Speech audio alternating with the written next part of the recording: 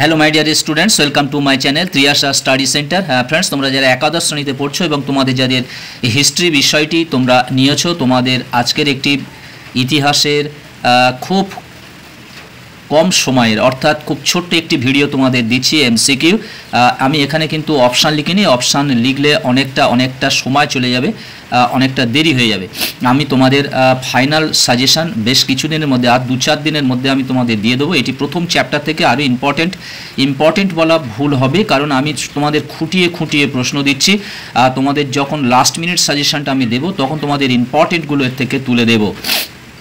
এখন এই প্রশ্ন উত্তরগুলো তোমরা দেখে নিতে পারো। দেখতে পাচ্ছ, প্রথম প্রশ্ন হলো অর্থশাস্ত্রের রচয়িতা হলেন কৌটিল্য। বিশাখ দত্তের লেখা গ্রন্থটির নাম হলো মুদ্রা রাক্ষস। বরাহ মিহিরের লেখা গ্রন্থের নাম হলো সূর্য সিদ্ধান্ত। জয়দেবের লেখা গ্রন্থটির নাম হলো গীত গোবিন্দ। পাণিনির লেখা গ্রন্থের নাম হলো অষ্টাধ্যায়ী।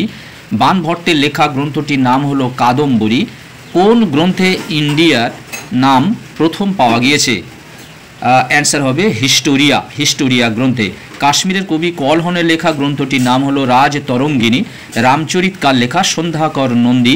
হর্ষবর্ধনের সভাকবির নাম হলো বাণভট্ট। কনিষ্কের সভাকবি কে ছিলেন? অশ্বঘোষ। কনিষ্কের সভাকবি ছিলেন অশ্বঘোষ। ফাইহেন কার রাজত্বকালে ভারতে এসেছিলেন? দ্বিতীয় চন্দ্রগুপ্তের আমলে। হিউয়েন-সাং কার রাজত্বকালে ভারতে আসেন? দ্বিতীয় চন্দ্রগুপ্তের আমলে। ফাইহেনের লেখা গ্রন্থটির নাম হলো ফোকোকি। ইন্ডিকা গ্রন্থটি কার লেখা? মেগাস্থেনিসের। সুলেমান ছিলেন একজন আরবীয় পর্যটক। সুলেমানের লেখা ভারত ভ্রমণ গ্রন্থটির নাম কি? আল মাসুদি। তারপর দেখো, আল বেরুনির লেখা গ্রন্থটির নাম কি? তহকিক-ই-হিন্দ। গুরুত্বপূর্ণ সরকারি দলিলপত্র কোথায় রাখা হতো? মহাফেজখানায় বা লেখাগারে রাখা হতো।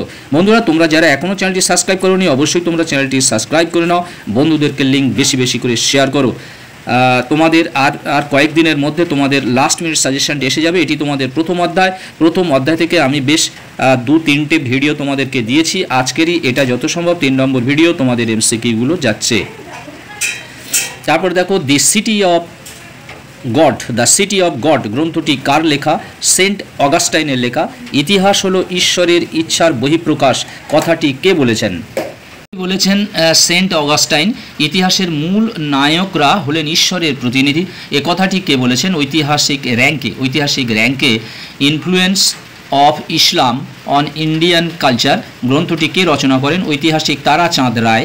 কে কত খ্রিস্টাব্দে ইন্ডিয়া টুডে গ্রন্থটি প্রকাশ করেন? 1941 খ্রিস্টাব্দে রজনীপাম দত্ত। বন্ধুরা, আজকের এই পর্যন্ত ভিডিওটি রইল, ছোট্ট ভিডিও। আবার তোমরা রাত্রে হয়তো একটি শর্ট ভিডিও তোমরা পেতে পারো। তোমরা অবশ্যই চ্যানেলটি সাবস্ক্রাইব করে রাখো, বন্ধুদেরকে লিঙ্ক বেশি করে শেয়ার করো। আজকের মতো ভিডিওটি শেষ করলাম, আবার কথা হবে নেক্সট ভিডিওতে।